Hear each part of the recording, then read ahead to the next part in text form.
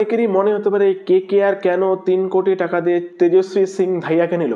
তেজস্বী সিং ধাইয়া বর্তমানে দিল্লি যে ডিপিএল হয়েছে সেখানে আগুন লাগিয়ে দিয়েছিলেন। 12 বলে 50, সব থেকে বেশি স্ট্রাইক রেট, 190+ স্ট্রাইক রেট, এবং তিনি প্রায় 350 মতন রান করেছেন।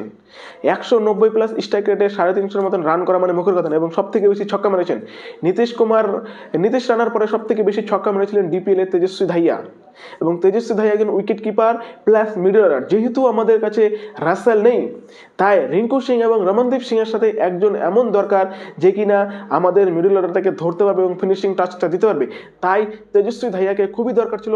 আর বিশেষ করে সে যেহেতু উইকেট কিপার, তাহলে আমাদের যে দুই উইকেট কিপার রয়েছে টিম সাইফোর্ড এবং ফিন অ্যালেন, এরা দুজন যদি ঠিক মতন ক্লিক না করতে পারে, তাহলে কিন্তু সেখানে আমরা হয় রচিন রবীন্দ্র হয় বা রঘুবংশীকে খেলিয়ে আমরা তেজস্বী ধাইয়াকে মিডল অর্ডারে চালাতে পারবো এবং তার সাথে দমন পলকেও খেলাতে পারবো। এর জন্য তেজস্বী ধাইয়া কিন্তু খুবই ইম্পর্টেন্ট ছিল। যেহেতু আমরা কার্তিক শর্মাকে পাইনি, তার জন্য আমাদের তেজস্বী ধাইয়া খুবই ইম্পর্টেন্ট ছিল।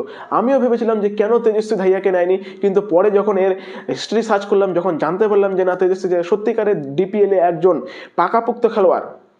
ডিপিএলে তেজস্বী ধাইয়া একদম হচ্ছে জাস্ট লাইক এবি ডিভিলিয়ার্স মতন করে দিয়েছিল। তাকে তো ডিপিএলে নাম দিয়েছিল যে মিনি এবি ডিভিলিয়ার্স বা ইন্ডিয়ান এবি ডিভিলিয়ার্স বলেছিল। এখন দেখা যাক সেই সব ক্যারি করতে পারে কিনা আইপিএল টিমে, কারণ আইপিএল একটা অন্যরকম খেলা। এখানে প্রচণ্ড চাপ রয়েছে এবং এখানে খেলতে গেলে নিজেকে প্রমাণ করতে গেলে ধৈর্যর দরকার, কারণ এখানে সব world class batsman, world class বলার থাকে, ওয়ার্ল্ড ক্লাস কোচেরা থাকে, সব কিছু ওয়ার্ল্ড ক্লাস থাকে। তাই এইখানে নিজেকে মেলে ধরা কিন্তু অতটাও সস্তা নয়। এখন দেখা যাক যেভাবে প্রিয়াংশ আরিয়া পেরেছিল, যেইভাবে আমরা দেখেছিলাম আশুতোষ শর্মা পেরেছিল, যেইভাবে আমরা দেখেছিলাম আব্দুল সামাদ পেরেছিল, সেইভাবে পারে কিনা এই আমাদের তেজস্বী ধাইয়া। যদি পারে তাহলে তো কেকেআর এর জন্য খুবই একটা খুশির খবর, কারণ অনেক দিন ধরেই আমরা কিন্তু ইন্ডিয়ান উইকেট কিপার নিয়ে ভুগছি। বিশেষ করে 2022 সালে দীনেশ কার্তিককে ছাড়ার পরে আমরা ইন্ডিয়ান উইকেট কিপার সেইভাবে পাইনি।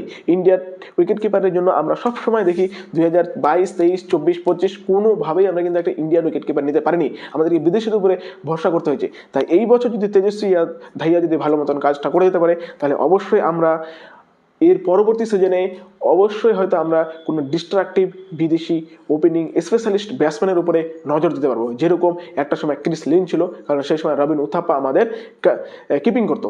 তাই এরকম ভিডিওটি যদি ভালো লাগে তাহলে অবশ্যই একটা লাইক করবা।